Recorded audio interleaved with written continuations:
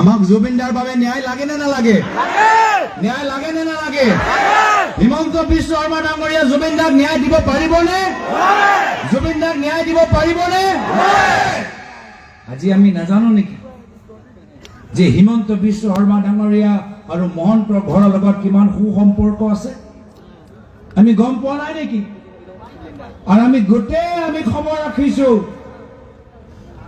ভাবিব নালাগে হিমন্ত বিশ্ব শৰ্মা ডাঙৰীয়া যে আমি খবৰ ৰখা নাই যে ৰাতি ৰাতি শ্যামকানু মহন্তক কোন লগ পাবলৈ যায়। ৰাতি ৰাতি হিমন্ত বিশ্ব শৰ্মা ডাঙৰীয়া হৈ কোন শ্যামকানু মহন্তৰ ওচৰত গৈ হিমন্ত বিশ্ব শৰ্মা ডাঙৰীয়া কি বিচাৰে সেইমতে কৰিবলৈ নিৰ্দেশ দিয়ে আমি সব খবৰ পাই আছো। সেইকাৰণে আমি গম পাইছো যে কেনেদৰে শ্যামকানু মহন্তই অলপ দিন আগতে বেইলৰ এপ্লিকেশ্যন দিলে আৰু আমি গম পাইছো কিয় এতিয়া শ্যামকানু মহন্তৰ কাৰ নিৰ্দেশ মতে নিজৰ বেইল এপ্লিকেশ্যন ঘূৰাই লৈছে। নিজে বেইল এপ্লিকেশ্যন দিছে, এতিয়া তাৰ পিছত হিমন্ত বিশ্ব শৰ্মা ডাঙৰীয়া এজন প্ৰতিনিধি শ্যামকানু মহন্তৰ ওচৰত গ'ল আৰু সেইজন মানুহ যোৱাৰ পিছত শ্যামকানু মহন্তই নিজৰ বেইল এপ্লিকেশ্যন ঘূৰাই লৈছে। সেইকাৰণে যেতিয়ালৈকে হিমন্ত বিশ্ব শৰ্মা ডাঙৰীয়া অসমৰ মুখ্যমন্ত্ৰী হৈ থাকে জুবিন দাই ন্যায় লাভ নকৰে। এইখিনি কথা আমি ভালদৰে বুজি পাইছো। জয় জুবিন দা, জয় জুবিন দা, জয় জুবিন দা। আমি জুবিন দাৰ দৰে কাঞ্চনজংঘা হৈ আমি থিয় দিব লাগিব ন্যায় পক্ষত, বৰ অসমৰ পক্ষত, শান্তি সম্প্ৰীতিৰ পক্ষত। আমাৰ এই গুৰুজনৰ এই ভূমি, মহাপুৰুষ শ্ৰীমন্ত শংকৰদেৱৰ পবিত্ৰ ভূমি, মহাপুৰুষ শ্ৰী শ্ৰী মাধৱদেৱৰ পবিত্ৰ ভূমি, আজান পীৰৰ পবিত্ৰ ভূমি, চাওলুং চুকাফাৰ পবিত্ৰ ভূমি, লাচিত বৰফুকনৰ পবিত্ৰ ভূমি, শ্বহীদ কামৰামেৰীৰ পবিত্ৰ ভূমি, বীৰ চেলাৰায় পবিত্ৰ ভূমি। আমি এই অসমৰ ভিতৰত আমি বৰ অসম আমি গঢ় দিবলৈ বিচাৰো। সেইকাৰণে দলৰ সতীৰ্থসকল, মই বিশেষ আৰু দীঘলে ক'বলৈ বিচৰা নাই। মই মাত্ৰ এটাই আহ্বান জনাইছো যে হৈ গ'ল আমাৰ ডাঙৰ সভা, আজি আমি সকলোৱে একত্ৰিত হলো। মই উদ্যোক্তাসকলক ধন্যবাদ জ্ঞাপন কৰিলো।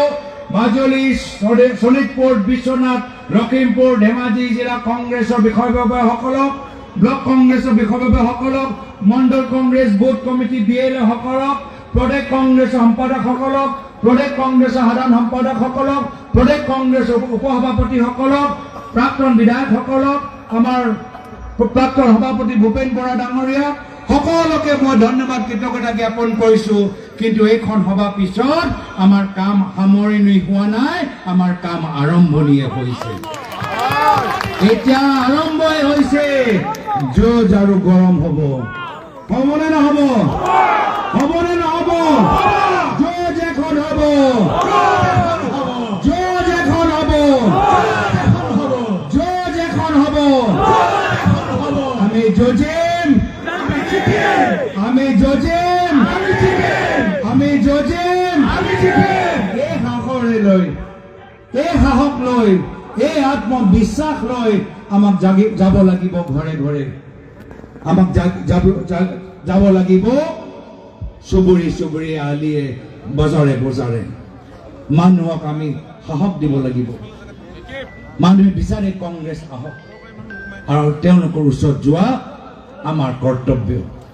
ইতিমধ্যে আমি অলপ দিনৰ পিছত জিলা কমিটিসকলক অনুৰোধ কৰিম যে তেওঁলোকে বিভিন্ন ধৰণৰ তেওঁলোকে মানুহৰ লগত জনসংযোগ সমিতি তেওঁলোকে সৃষ্টি কৰক, যাৰ ফলত আমি এটা স্কেডিউল বনাই মানুহবোৰ, আমাৰ মানুহবোৰ যে এতিয়া মাত্ৰ আমাৰ সভা ভিতৰত আবদ্ধ হৈ নাথাকে, গাঁৱৰ ভিতৰত যে যাবলৈ আৰম্ভ কৰে, তাৰ বাবে আমি কিছুদিনৰ পিছত আমি এটা প্ৰচেষ্টা হাতত ল'ম।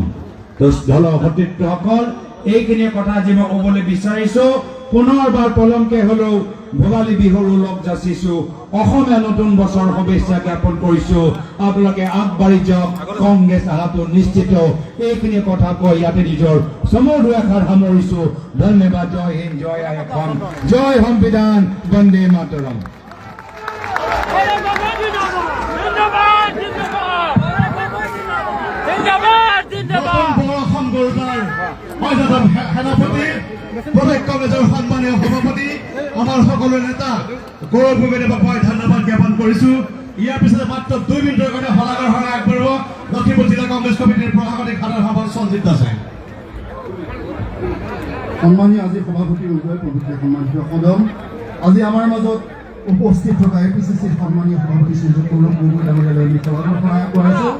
আমাৰ মাজত উপস্থিত থকা নিখিল ভাৰত কংগ্ৰেছ কমিটিৰ পৰ্যবেক্ষক ভূপেশ বাঘেল ডাঙৰীয়াৰ হৈ পলিটিকেল এডভাইজাৰ বিনোদ বাৰ্মাজীলৈ আমি শলাগৰ শৰাই আগবঢ়াইছোঁ। আমাৰ মাজত উপস্থিত থকা নিখিল ভাৰত কংগ্ৰেছ কমিটিৰ পৰ্যবেক্ষক বন্ধু তিৰ্কী ডাঙৰীয়ালৈ আমি শলাগৰ শৰাই আগবঢ়াইছোঁ।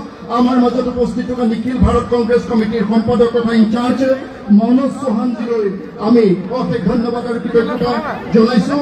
আমাৰ মাজত উপস্থিত থকা প্ৰদেশ কংগ্ৰেছ কমিটিৰ প্ৰচাৰ অভিযান কমিটিৰ অধ্যক্ষ ভূপেন কুমাৰ বৰা ডাঙৰীয়ালৈ আমি ধন্যবাদ আৰু কৃতজ্ঞতা আগবঢ়াইছোঁ।